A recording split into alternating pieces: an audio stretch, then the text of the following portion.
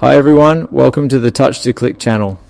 In this video we'll show you how to put Calendar widget on desktop Windows 11 in a simple and clear way. Now let's get started. Step 1. First press the Windows key on your keyboard and tap W to open the Widgets panel in Windows 11. This panel is built into the system and allows you to access useful widgets like News, Weather and Calendar in one place.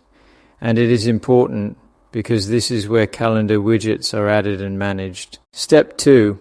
Once the widgets panel opens, move to the top right area and click on the Add Widgets option.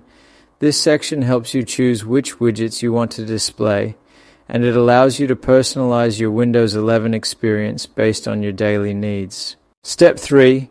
Now click on Find More Widgets and search for the calendar widget in the available list, and select Install the Calendar. This widget is useful for viewing upcoming events, meetings, and reminders at a glance. Step 4. After adding the Calendar widget, make sure you are signed in with your Microsoft account.